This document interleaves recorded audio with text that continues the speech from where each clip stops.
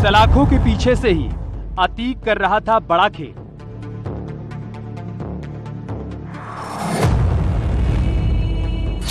पांच राज्यों में फैलाया था दहशत का अवैध साम्राज्य।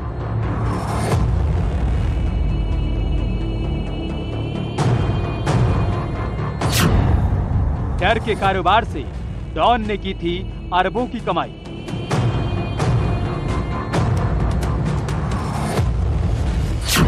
जांच में माफिया के गठजोड़ की बात सामने आई।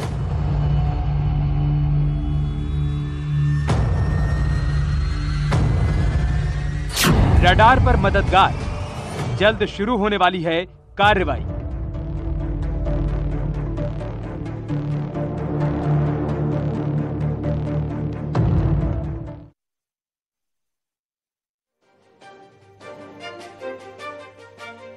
नमस्कार, मैं हूं शीनम शर्मा। बहुत स्वागत है आपका हमारी खास पेशकश में। माफिया ब्रदर्स के अंत के साथ ही कई सारे राज अब बाहर आ रहे हैं।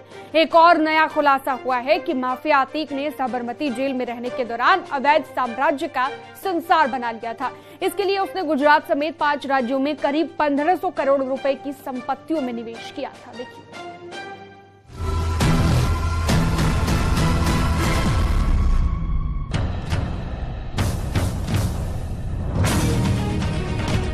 अतीक भले ही अतीत हो गया हो, लेकिन अतीत में किए उसके कारनामे आज भी याद किए जा रहे हैं।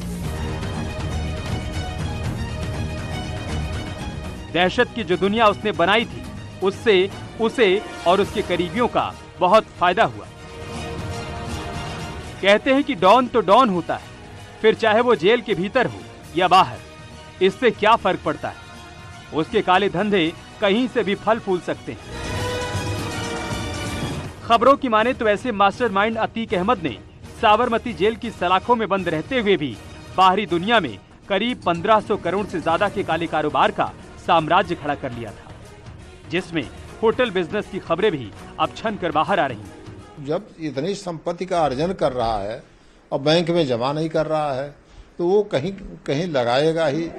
नंबर 2 के कारोबार में किसी जो इस्टेब्लिश्ड बिजनेस हो उसके साथ पार्टनरशिप में लगाएगा और फिर उस धन को अपना जो है जिसको सफेद धन कहते हैं, व्हाइट मनी में कन्वर्ट करेगा। ये कन्वर्ट करता रहा, इतने अकूत संपत्ति अर्जित की है। 5 राज्यों में फैला 1500 करोड़ का कारोबार।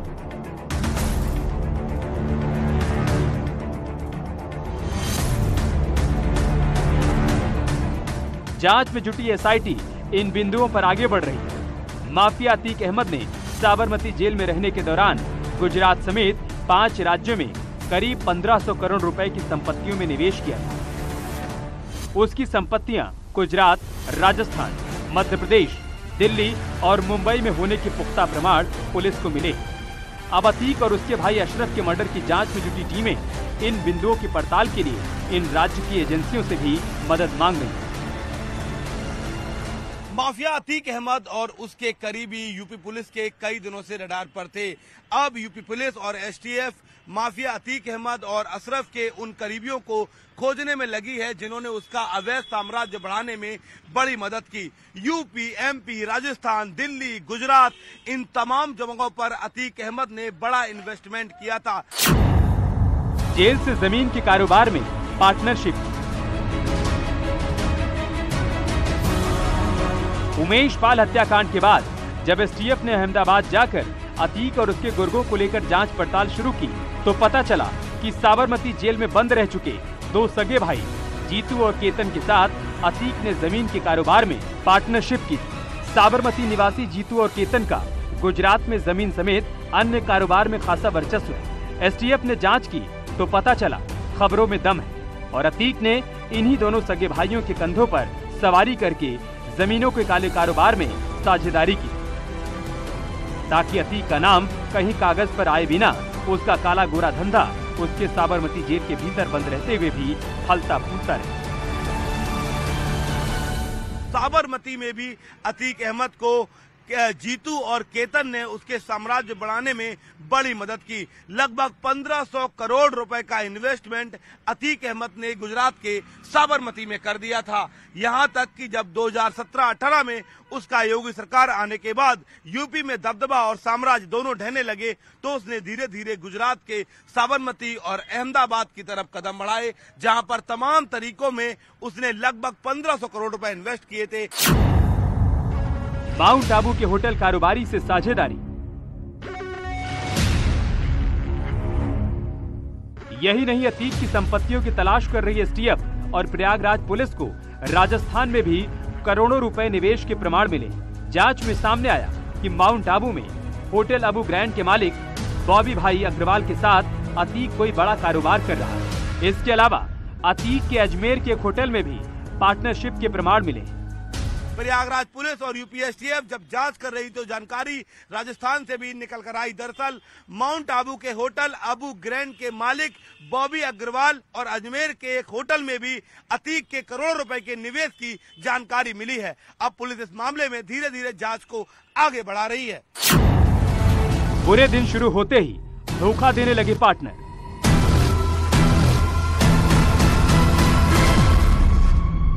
यूपी सरकार की माफिया के खिलाफ जारी अभियान की जद में अतीक अहमद गैंग आया तो राजस्थान और गुजरात के उसके पार्टनर भी धोखा देने लगे। उमेश पाल हत्याकांड के बाद से तो सबने अतीक का फोन तक उठाना बंद कर दिया। अतीक और अशरफ की मौत के बाद पुलिस अतीक के इन पार्टनर्स की भूमिका की जांच कर रही है। इस फहरिस्त में मध्य प्रदेश के पन्ना का हीरा खदान मालिक भी, जिससे बीते कुछ दिनों के दौरान अतीक से अदावत की जानकारी पुलिस को मिली है। योगी सरकार के माफिया के खिलाफ जारी अभियान की जद में जब अतीक गैंग आया तो अतीक अहमद के पार्टनर्स भी उसे धोखा देने लगे। हमारे सूत्र बताते हैं कि इन पार्टनर्स ने अतीक अहमद का फोन उठाना तक बंद कर दिया। असद और अली जो अतीक के दोनों बेटे थे, वो जब फोन करते थे तो ये क्राइम मास्टर्स अब उनका फोन अवॉइड करते थे। यहाँ तक कि मुलाकातों का जो सिलसिला था उसको भी धीरे धीरे इन पार्टनर्स ने बंद कर दिया, जिसके बाद अतीक अहमद बेहद परेशान रहने लगा। अतीक की काली कमाई पर राज करने वाले उसके पार्टनर समझ गए कि अब अतीक को यूपी पुलिस तबाह कर देगी।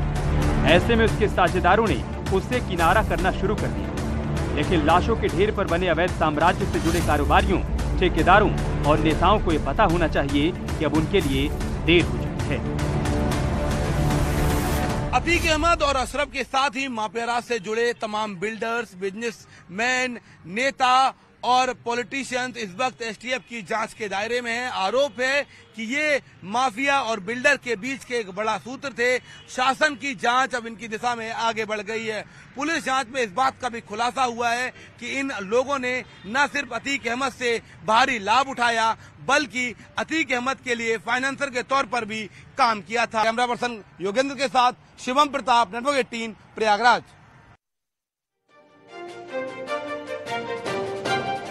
तो आपको बता दें कि अतीक का साम्राज्य उसके खौफ से ही था, जिसे उसने कभी खत्म नहीं होने दिया। अतीक के अंत के बाद कई ऐसे किस्से हैं जो उसकी दहशत की दुकान को बढ़ाते चले गए। एक समय तो उसका खौफ ऐसा हुआ करता था कि 10 जजों ने उसके केस से खुद को अलग कर लिया था।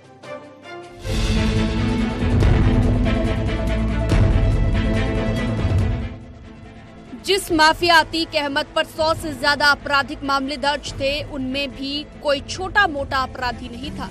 इसमें हत्या की कोशिश, किडनैपिंग, रंगदारी जैसे केस थे। यही हाल उसके भाई अशरफ का भी था। उन माफिया ब्रदर्स का अंत इस तरह से होगा, ऐसा किसी ने सोचा नहीं होगा।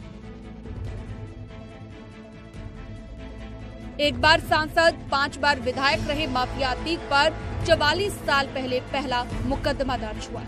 तब से लेकर अब तक उसके ऊपर 100 से अधिक मामले दर्ज हुए, लेकिन पहली बार उमेश पाल अपहरण कांड में उसे दोषी ठहराया गया और उम्र कैद की सजा।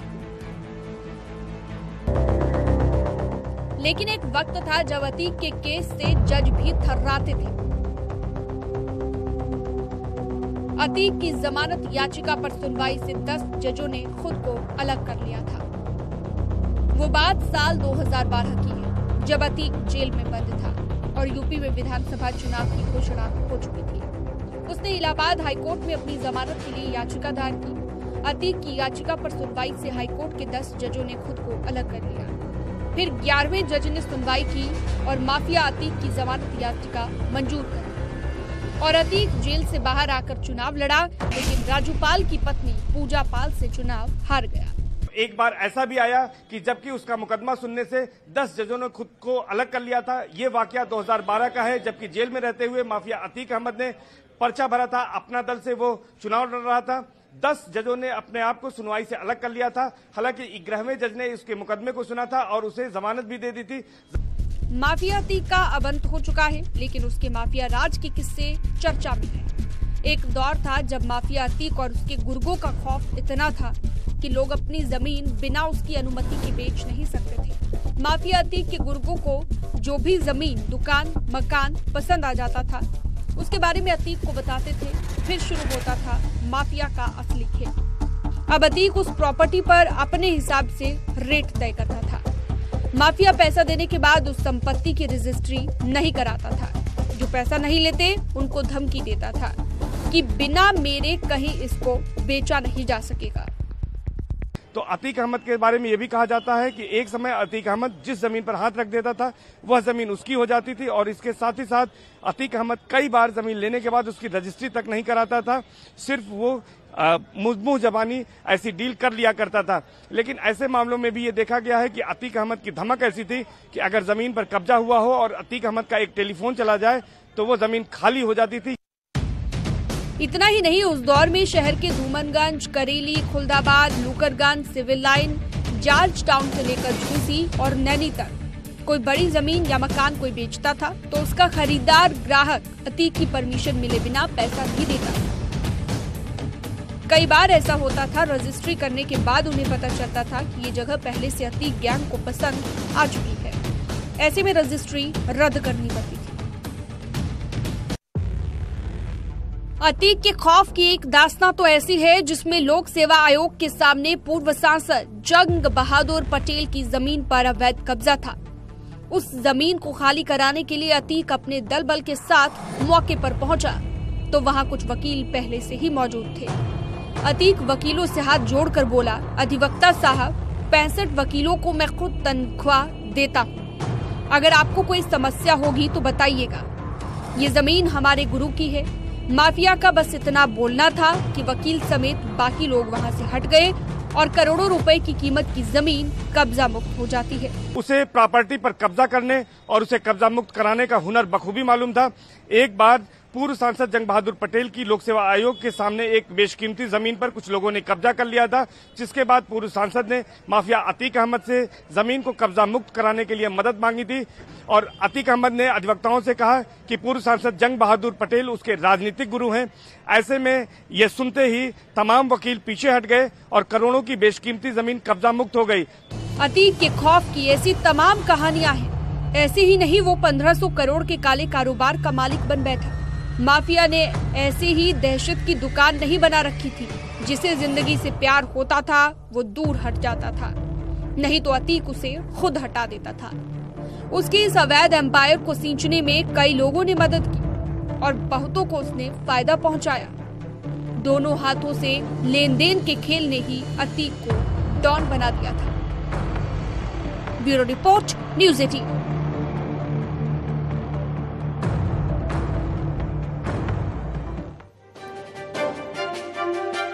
और यहाँ रुकते हैं एक छोटे से ब्रेक के लिए। इसके साथ ही आपको बता दें, दर्शकों की पहली पसंद बना है news 18 Uttar Pradesh Uttarakhand regional channels की बार्क रेटिंग में सबसे आगे। दर्शकों के प्यार और भरोसे ने फिर बनाया नंबर 1।